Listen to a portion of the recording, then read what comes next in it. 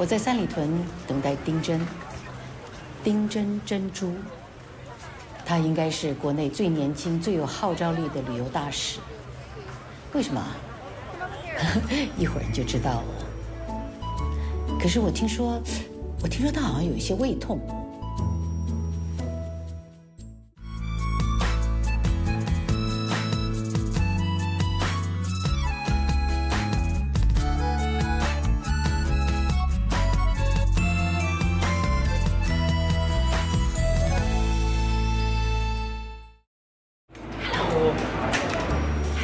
Hello， 这是你好，请坐。哎，你的胃还痛吗？不痛。真的吗？真的。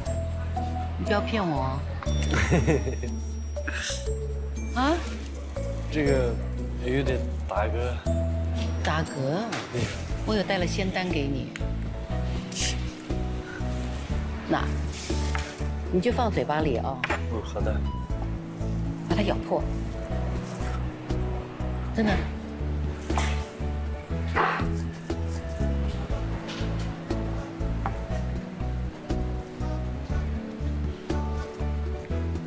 有没有很香、很强的一个味道？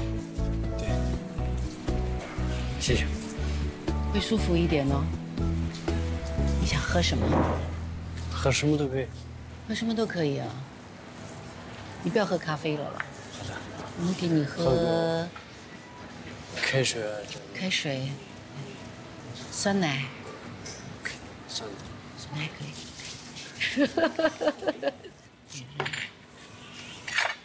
这个应该是你熟悉的吧？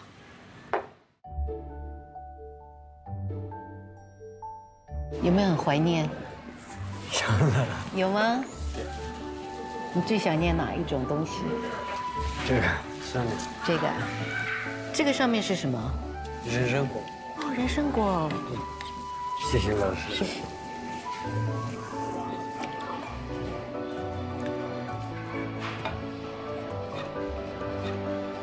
这个酸奶还蛮好吃的呀。对，挺好吃。是这个味道吗？是，谢谢。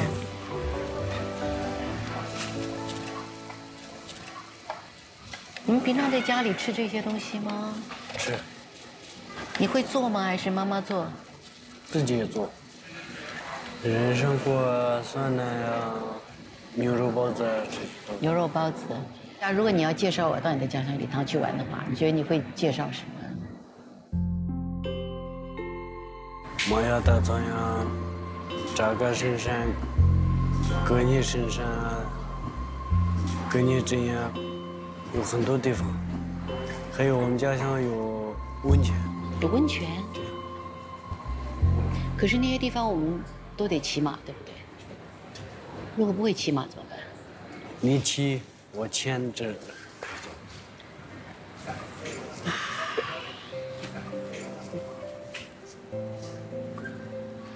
你到了北京有去过什么地方？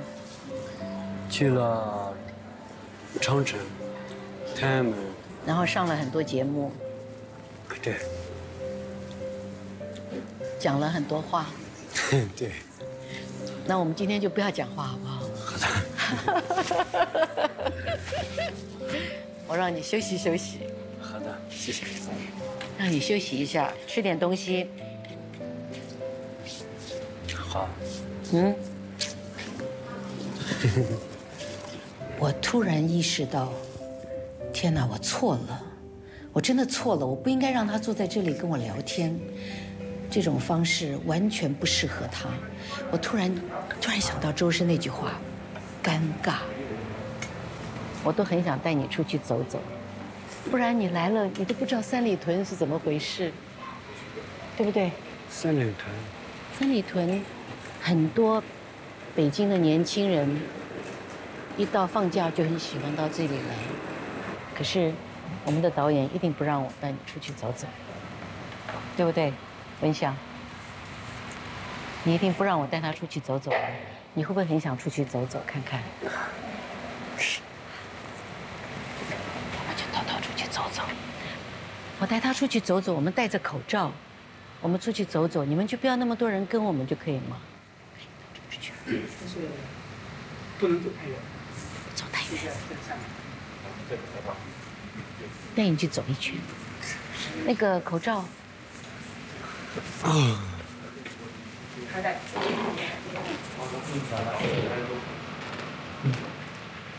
有点拘谨。他有点拘谨。他有点害羞。对。嗯。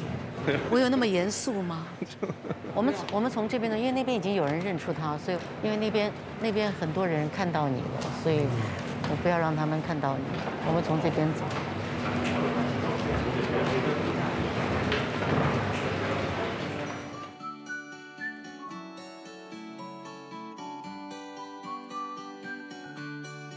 真好，哎，真的没有人认出他，还是没有人会想到丁真会在这里逛街。这是做什么的？啊，它是一个装饰，这一家专门做眼镜的，很出名做眼镜的。你看，连店铺里的人都没有认出他。做了人买个眼镜吧。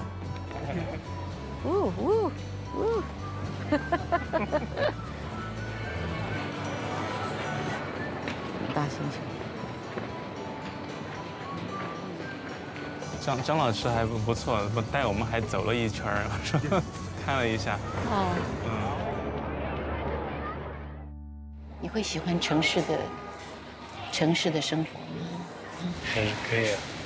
有没有说想去看他们跳舞啊、音乐啊？有没有人带你去？不想去。啊？不想去。你到北京来有交很多朋友吗？有。都是同年纪的还是比你大的？比较大。是不是比较没有机会碰到同年纪的朋友？对。对啊。你看，像我们这种又是年纪很大的。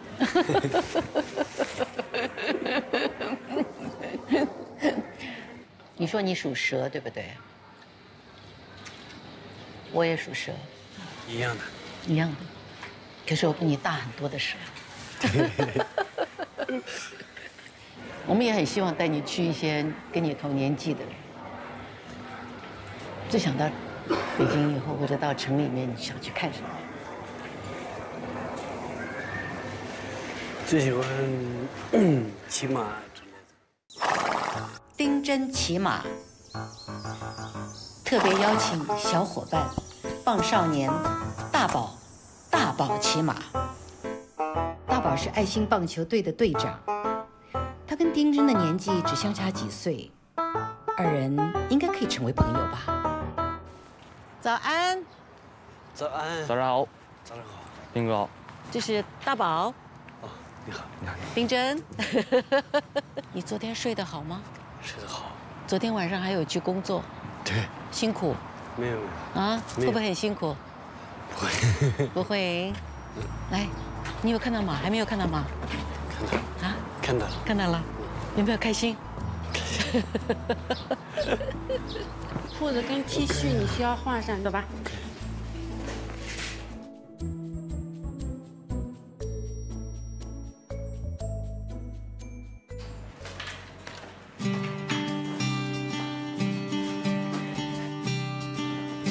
怎么样？啊，很帅哦，很帅哦。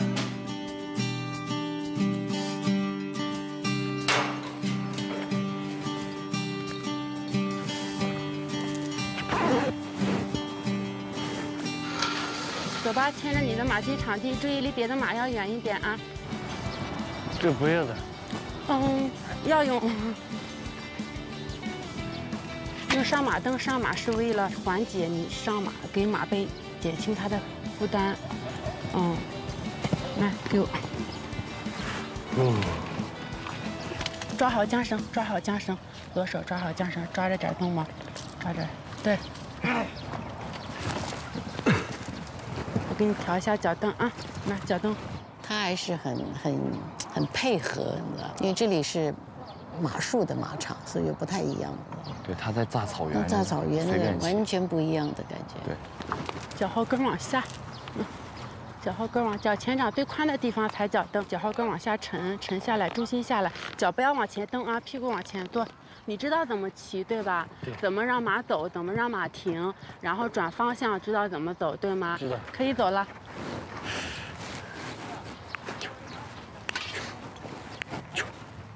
脚要放好你的位置啊，对，坐直。教练是把他当作是个新人是吧？这是世界奇观，是有人教他骑马，但他们这里是以安全为主嘛，他就怕他有问题，而且他这里的马，他觉得可能跟丁真那边骑马的方式不一样。不要一只手抓缰绳啊。没事。没。我平时这样骑的。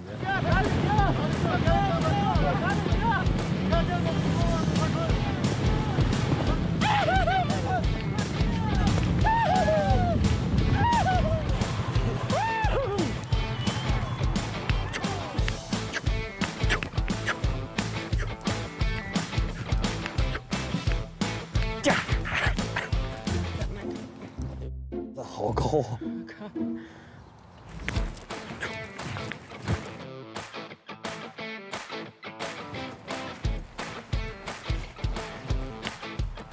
太硬了，这可以。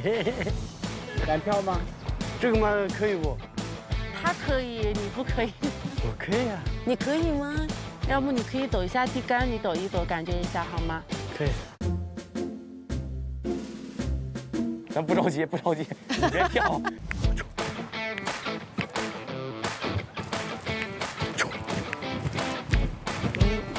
哎，等会儿你别跑，我跟你跟不上。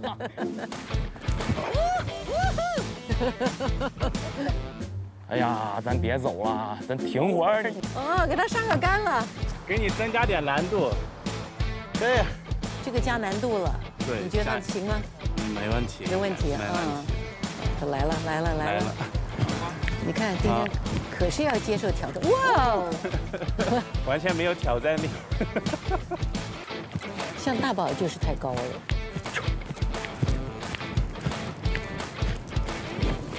哇哦！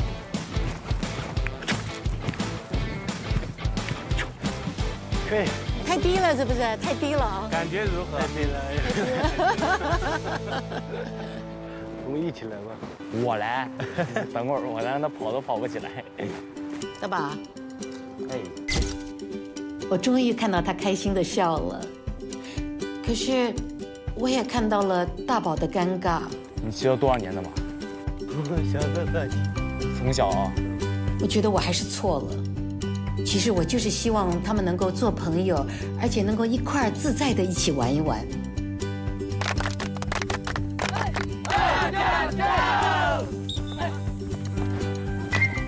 跑！哇，我也不会打，我也不会打。你看他们那么小孩子在打棒球。5人，5出局，继续上垒。师爷好 ，Hello， 师爷好。这个是丁真。哦，你好。这是师爷。好帅啊！好帅啊！您那么帅。他们其他这么帅啊？没想那么帅啊！啊，没想这么帅啊！是啊，他就是很帅的。打棒球的，传球右手。哇！哎呀 ，Hello。啊，他汉语懂吗？汉语懂。他就是有点说的有点慢。对对，他已经进步很多了。很多了。进步很多了。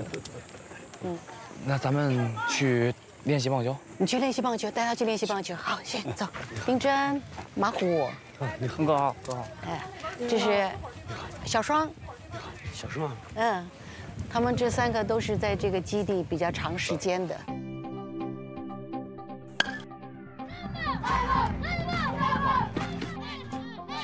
爱心棒球队的最初起因，就是希望用爱心、用棒球，来改变一些在偏远山区贫困家庭孩子们的一生。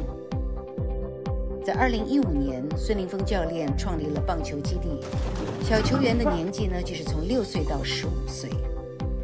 他们要学习棒球技术，要懂得纪律，要经历比赛的输赢，要念书增知识，更要学会做人。这里的灵魂人物是孙教练的师傅张景星，孩子们都尊称他为师爷。或许很多人还不认识爱心棒球队，可是一旦认识了，你们就很难不疼爱他们。非要我练一下，非要我打一下。可以可以，那咱们先做准备活动，就是。哎呦，年纪大的人不能做这个。哎呦，你幅度可以小点，不行，幅度可以小点。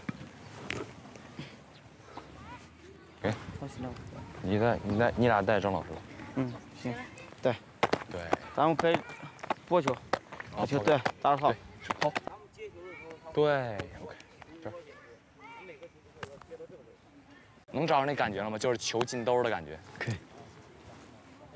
跑，对，看啊，你就把手放到胸前，球在哪，手心朝哪。不要跑。对 ，OK。哎，对。嚯，就等我握到了。对，等他进来，但是等他进来。对，就这么简单。哎，等他进来。哎，漂亮。上窝上对，不会掉，而且打着也不疼，因为这。可是我老觉得会滑出去的感觉，会不会？不吧，这个太长了，那怎么办？这就行。这还行吧？可以。对，平行站着，对，直接交左打，然后呢，右手在下，左手在上，这样并上，对，手要并上，对，放到肩膀上。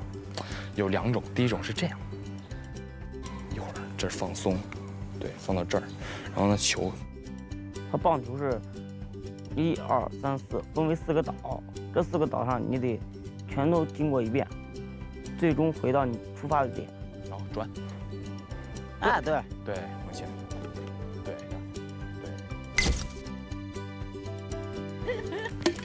你看，可以，很好。哎，漂亮 ，OK， 可以啊，这疼。对，哎，漂亮，可以了。我觉得棒球和其他的运动都不一样，就是他得用人去得分，他不能靠球啊之类的，他人踩到垒架才算得分。孙教练以前也老说，就棒球场上最考验的就是这个球员的价值。传球，哎，漂亮。没事，您可以给他传过去。对，您给我传过来。哎，对。我几个。哎，没个，我的手里。就是。您刚刚这个球没进来，您就捏手套了，等球进来再捏。对，你要跟这个球有节奏，胖，球到我手上捏，可以，球到我手上捏。来，说咱们比个赛吧。比赛？对，行不行？你俩一组，咱俩一组，来面对面，这。对，往这边来。比赛你打到最后一局，如果还是平局的话，还会可以继续。如果你要是前面落后，后面不努力的话，就永远都超不了。对。哎呀，好，预备，开始。快 ！OK， 不要跑，不要跑。对，这么传。对，使劲拿起来，没事。快拿球，再来！哎，漂亮！哎，快！捡球去，快啊！加油！再远一点传，再远一点，耶！是。输了，哎，使劲，顶上去！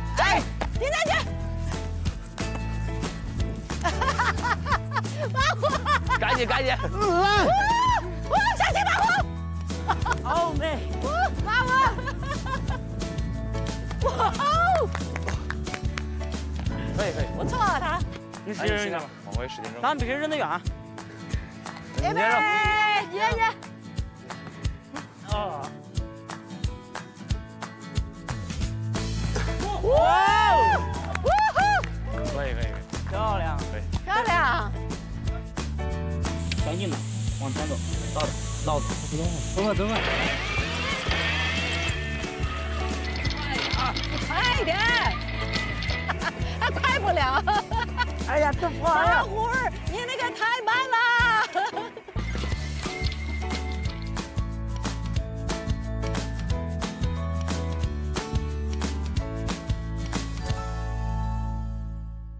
你要拿不拿捏，拿脏一捏。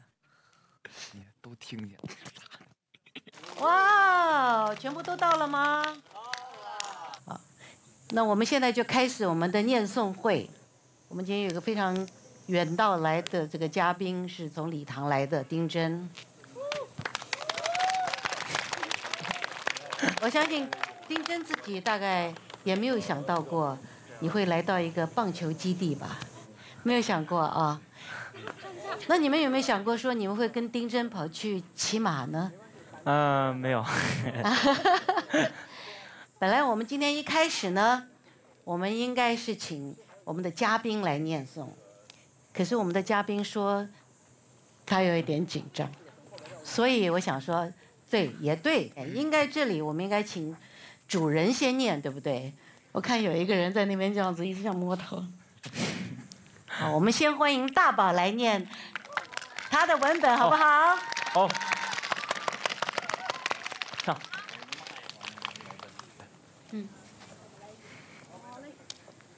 这个文本呢，其实我也没想到能从那个老师那儿找到，因为我也自己原来写的这些，然后感觉特别有意思，然后今天分享给大家。就是在刚来基地，当时我感觉我自身有很多的问题，然后自己列个计划，先从自己开始加强，才能带好大家一起可以训练，然后好好学习，以后可以报答国家。好，今天开始准备按计划开始，就是晚上9点上床，9点半必须睡着。2是早晚刷牙，用洗面奶好好洗脸。3早上6点起床。5是不骂人，不说脏话。6不对别人生气发脾气。7晚上写一篇字贴，然后加油。大宝，你第4点没念。对，我也觉得是什么1、3、1、2、3就直接蹦5了呢。为什么？啊，最好的就是那条。4是对镜子每天笑一个。大宝是从这儿，从刚建基地，他就是大哥，他这是最大，所以他永远他知道照顾着别人，顾及别人。是，大宝今天我都说他特别成熟啊，特别成熟。这个是开关，这是开关，对，现在已经开了。不是张阿姨，您现在叫他们都安静，然后坐好，然后就说一下这雪糕是谁给的。他说你曾经去过他家，他见过你。那在团队里边生活，他就知道那个互相担待，互相帮助，他就从小就知道照顾别人。是，就是这种东西看着让人心酸。心酸，对。不愿做努力的人，不是努力，是奴隶。奴隶的人们，努力和奴隶，你知道啥区别吗？努力就是你打棒球，慢慢跑。起来！我让你唱歌。不想做人。你要想笑，咱俩去外边去。妈，你给我们唱首歌。你是不是喜欢唱藏族歌啊？对。藏语阿舅哥哥什么意思？阿舅哥哥。啥意思？我喜欢你的意思。那藏语我喜欢你咋说呀？我接了个。阿舅哥哥，好了，舅哥哥。我觉得区别不大。你骑马特别厉害，喜欢骑马上。你叫什么名字？珍珠吧。对，是。也叫金钟。珍珠。我们基地有匹小马，你要不要看看我们的小马？可以。可以啊，走吧。你喜欢三国里的赤兔吗？就是赵云的马。吕布的。哦，对。吕布。喜欢。喜欢吗？你是不是见过易烊千玺啊？他跟您聊过天吗？没有。没有。哎，我给你摘个吃的吃，是不是？可以。我去电影节的时候，我也看见易烊千玺了。他找我要签名，我就跑厕所里去了，不敢出来了。这个没有打过药，你尝一个。没事。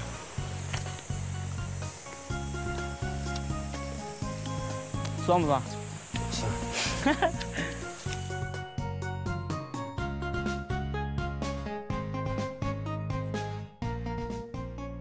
所以得马虎刚来的时候，他那个个性就没办法开始练。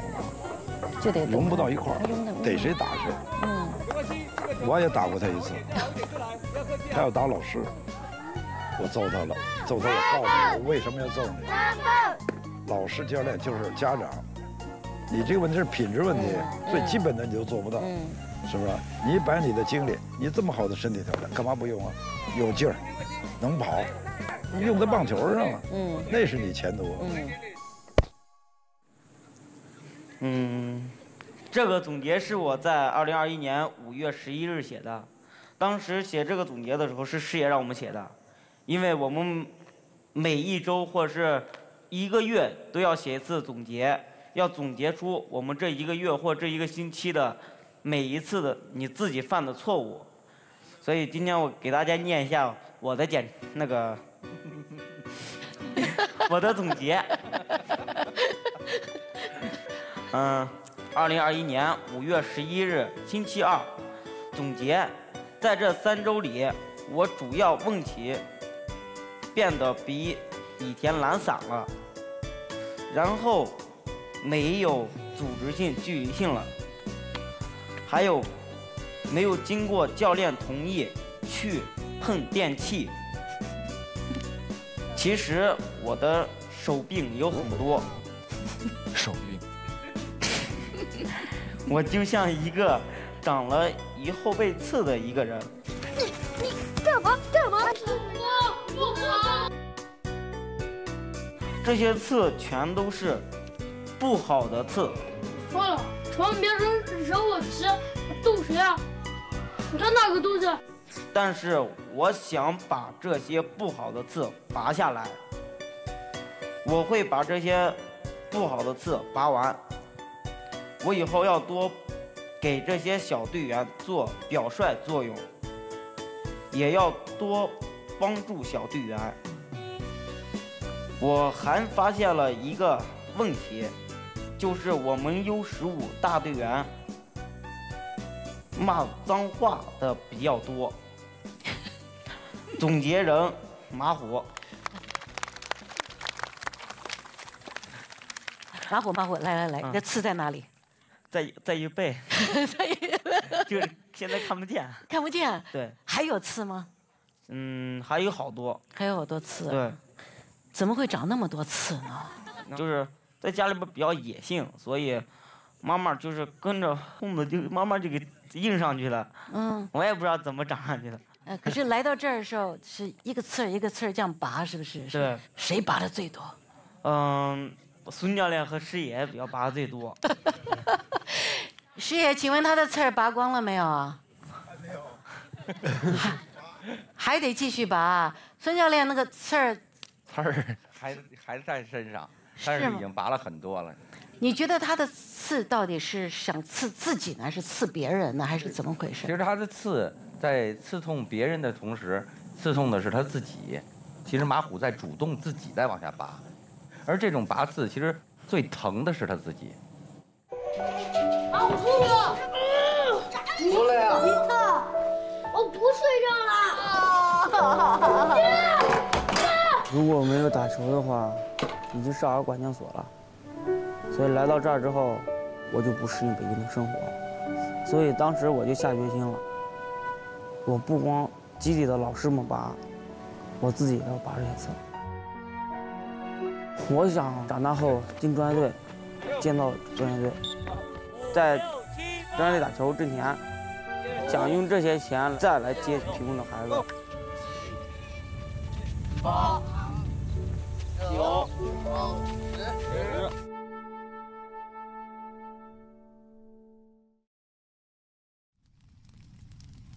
我想丁真也应该是听了很多关于基地的故事了。我们现在请丁真来念他的文本，好不好？好，好。大家好，我是丁真珍珠。今天呢，我分享一下礼堂青春。我讲的是藏语。礼堂个朗读。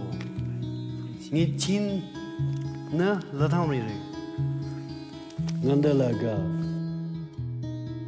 时常个康巴咁呢，聊草嘛肉上等着西，俺样肉西等着西，看把狗菜的看大狗，聊草嘛三周心里里，俺呢才人心个人切合影，个人当切比对手，聊草嘛娘的，你记了你所写把里，各种强等着你，俺做人过来着西。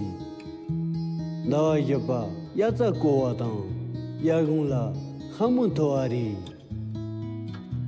你的刚起码都买了那几个嘛的，俺做么几来送啊嘛的，做不当天都送啊的，大就养着西，才开始才去等着你。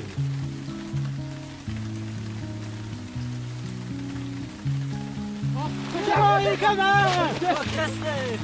好了，我关一下门。好，关上了。俺们亲头三嘛聊啊的，俺们那边说好了还讲个，要去亲们跟我录几了三九个人，俺今年的了那个还讲个人，一样能听个么事，能听还讲转头点吧些人。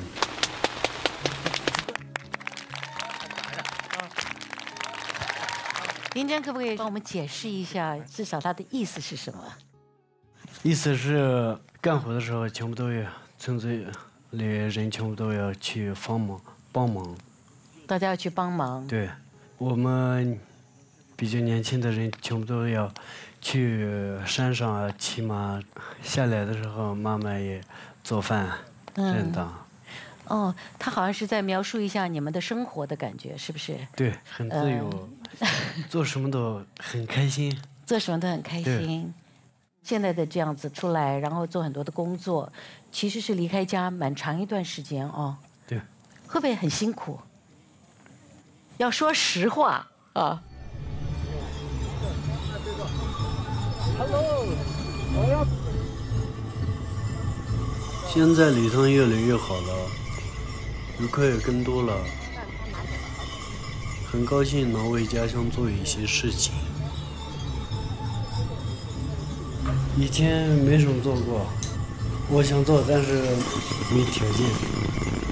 现在有努力了，想要做的事情也更多。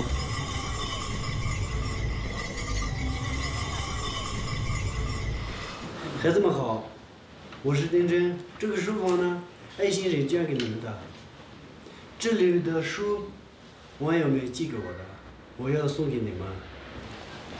现在这个书房属于你们了，希望你们好好学习，学得开心，玩得开心。可是他走遍了全世界，也没有找到意中人。那些公主总有些地方跑到桃园里吃桃子。有一天，有几位仙女来嘛，他们觉得孙悟空应该变。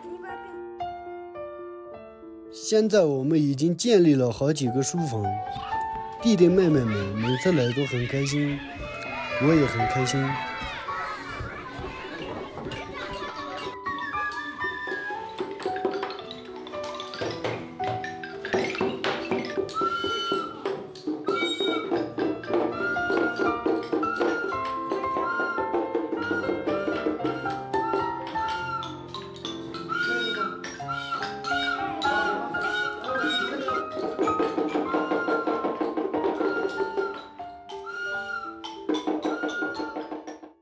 还有一个主人要念呢，你们知道是谁对不对？大声一点。小双，你看这么多人想听你念。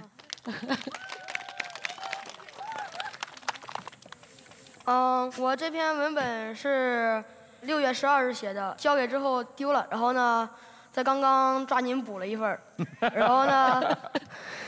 这篇文本主要讲的是基地的6年的变化。基地创建已经6年了，这6年里，基地发生了很大的事情，然后我也发生了很大的事情。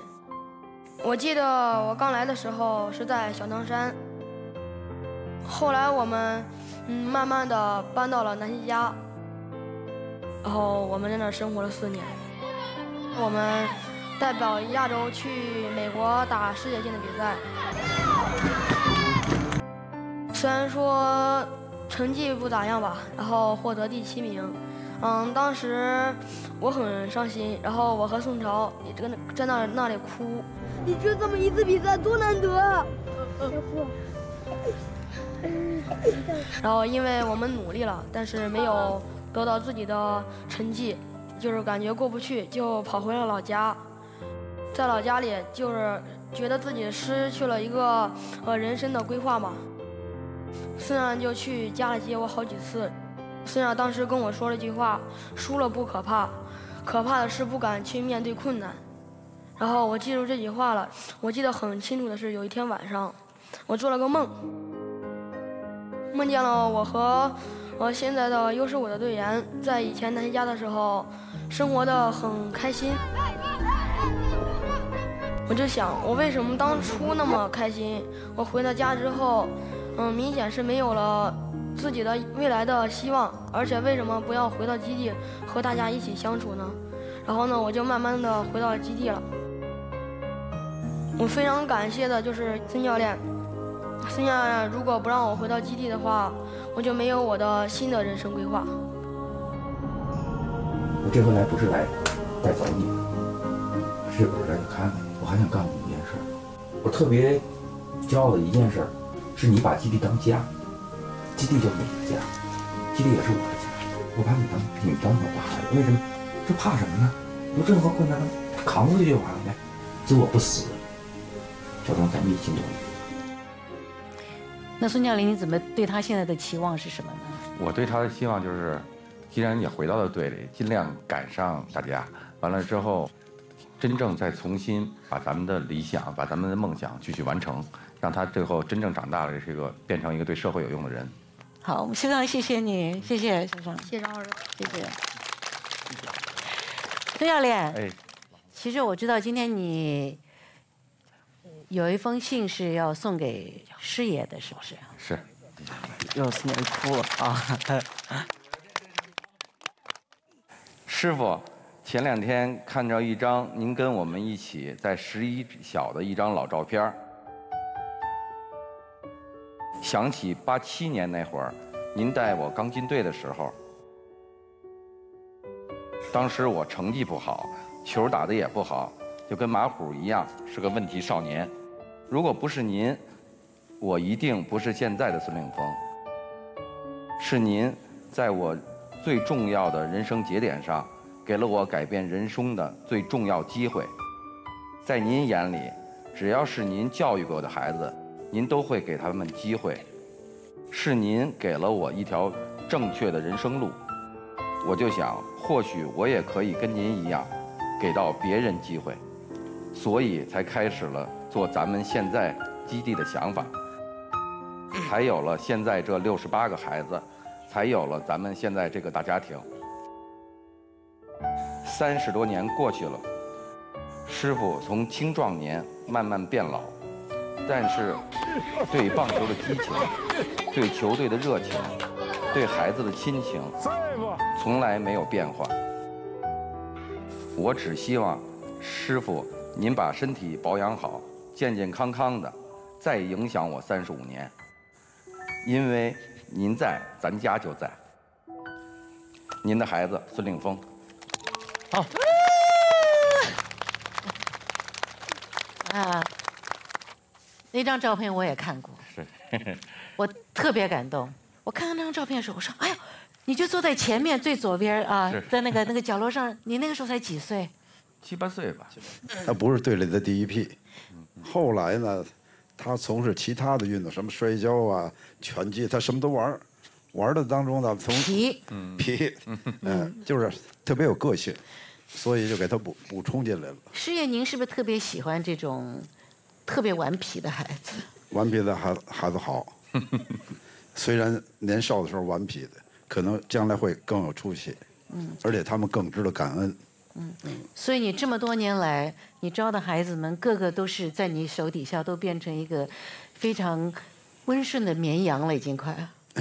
啊？没有。没有吗？我觉得他们不单在球场上，在生活当中也有野性，让他们能生存下去，让他们能发展下去。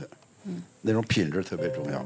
是因为我现在我们也，譬如说我们也看到丁真，他也是为了礼堂，他必须要出来做很多的工作啊。某一些时候，我觉得是一种压力，有没有压力？有的。所以就是我有的时候也很心疼。至少我看到像你们基地的这些孩子，在你们的这个照顾之下啊，他们受到绝大的保护的。其实这就是从小师傅给定下的规矩，先做人，再学习，最后打棒球。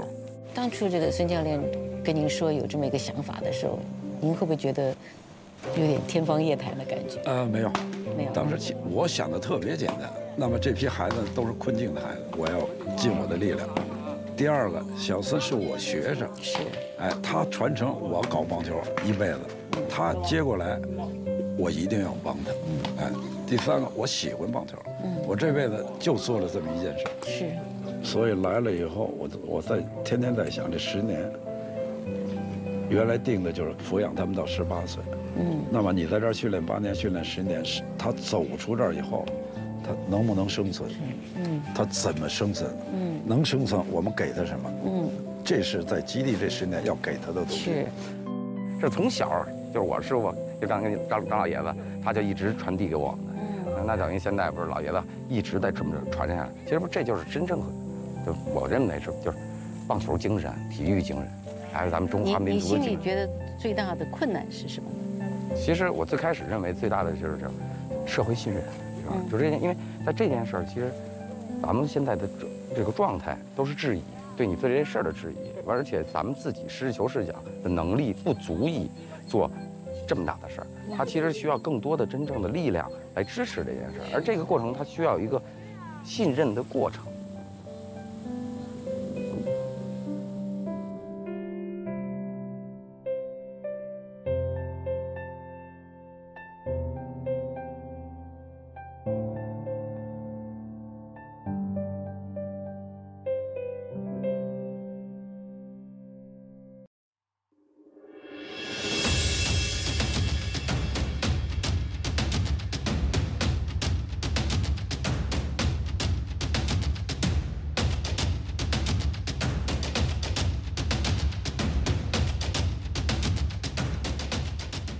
一路走来，你觉得丁真有变吗？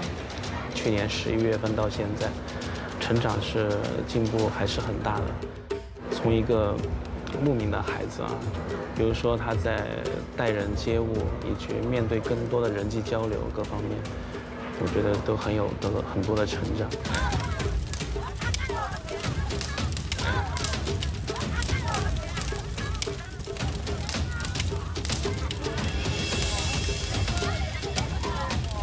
我觉得这个可以感受到，他从小的生长的环境是很温暖的，很爱妈妈，跟弟弟一定也很好，然后跟朋友也很好，跟大环境、大草原也很好。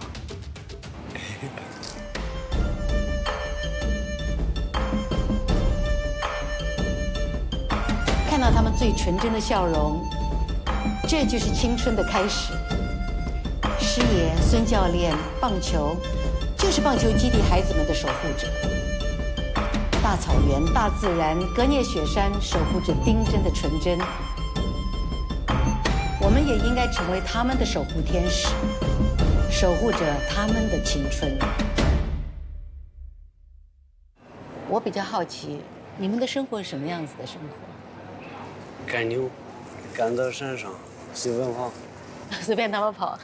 也放，也放，会不会不见呢？对了，在明天才找。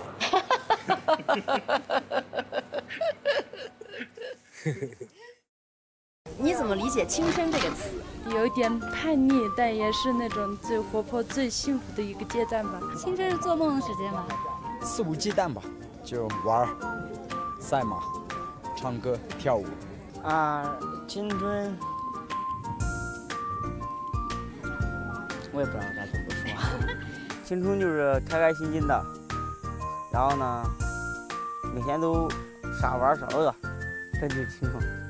我觉得青春就是应该，所有人都应该有自己的梦想，然后一起去奋斗。青春就像是跳舞一样吧，就是很开心，可以放飞自我那样吧。我觉得青春应该是自信，应该奔放的、自由的。青春是骑马的。青春就是和自己的朋友一起跳舞。VIP 会员每期专享惊喜彩蛋，更多高冷片段等你解锁。上微博参与《念念青春》官博联合微博纪录片的青春中最美好的瞬间是什么？互动征集活动，赢节目惊喜周边。感谢独家社交平台微博首席合作媒体新浪娱乐、微博纪录片、新浪综艺对本节目的大力支持。